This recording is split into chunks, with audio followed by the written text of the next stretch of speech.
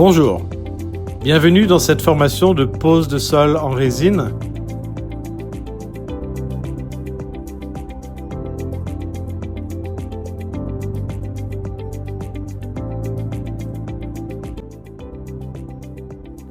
La première étape consiste évidemment à préparer la surface, à utiliser une ponceuse industrielle et à passer quelques jours à poncer le sol pour le nettoyer et éliminer toutes les saletés et les huiles.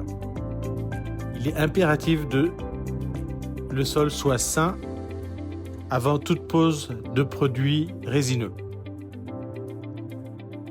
Ce sol avait aussi une zone recouverte de carreaux de plastique et donc une fois retiré, il a fallu retirer la colle restante, impossible à enlever avec une meuleuse standard.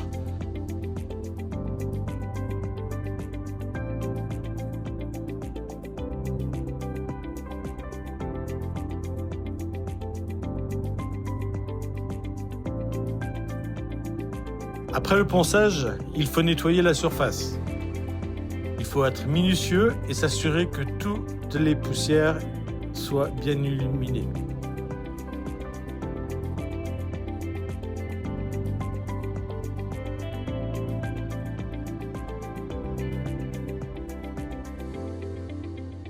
Cependant, ce sol avait également un système de drainage qui serait utilisé pour la fabrication alimentaire. Donc il nous a fallu le combler avec un scellon.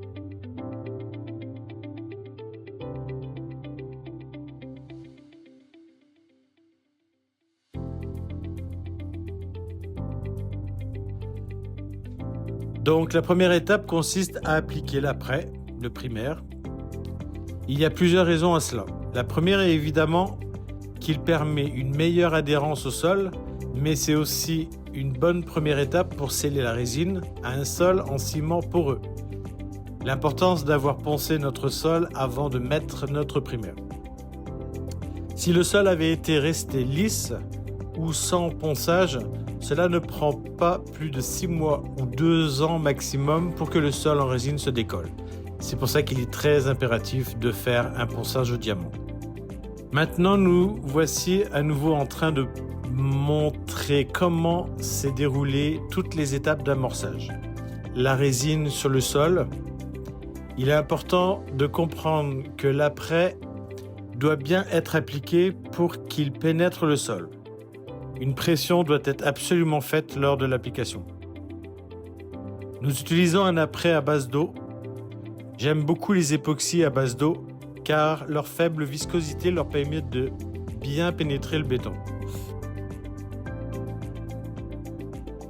Par exemple, si vous utilisez un après à faible viscosité avec des solvants, l'odeur est vraiment désagréable. Et donc le port du masque est obligatoire, mais surtout les résines solvantées sont plus coûteuses. Bon, maintenant l'étape suivante consiste à combler les fissures. Ce sol était très fissuré, comme vous pouvez le voir ici. On ne les voit pas vraiment sur la vidéo, mais en s'approchant de près, on voyait beaucoup de fissures. Ici, il est important d'appliquer le primaire avant de combler les fissures. Cela permet de mieux les réparer. C'est ensuite que nous avons appliqué une autre couche de base de résine primaire sur les fissures comblées.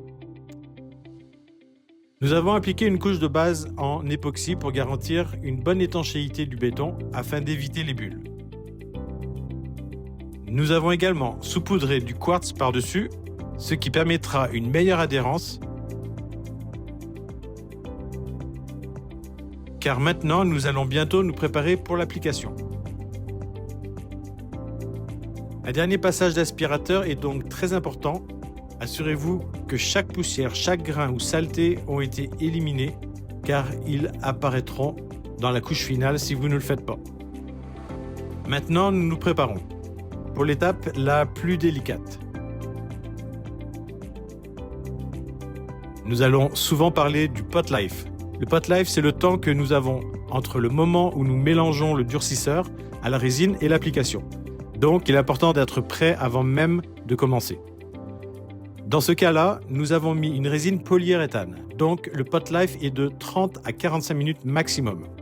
Donc faites attention au temps passé et surtout préparez tous vos seaux et vos résines avant même de mélanger le durcisseur. La chape est maintenant prête, recouverte de sa résine. On la coule maintenant. On commence par la couler le long des bords. À l'aide d'une spatule, on va commencer à étaler la résine en la ramenant progressivement vers le centre et on assure que toute la résine recouvre la surface. Vous pouvez être sûr que l'épaisseur du sol sera répartie uniformément sur tout le sol. Utilisez toujours la bonne taille de raclette avec des dents ou sans selon si vous avez ajouté du silice ou pas. Les types de raclettes sont adaptés à l'épaisseur souhaitée.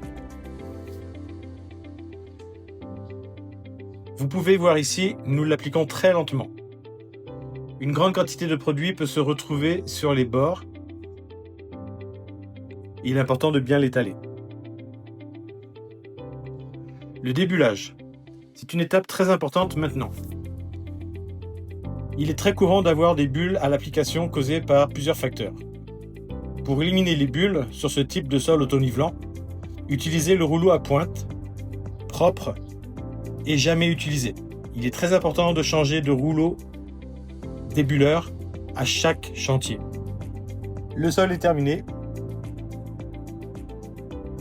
Je vais vous montrer à quoi ressemble donc le sol quelques jours plus tard et lorsque nous avons pu marcher dessus. Je pense que c'est magnifique. Lorsque l'on a vu et fait le tour, il ne semblait pas y avoir de problème majeur. Et dans l'ensemble, c'était vraiment bien. Donc merci à vous tous d'avoir suivi cette vidéo et en vous souhaitant une bonne formation. À bientôt.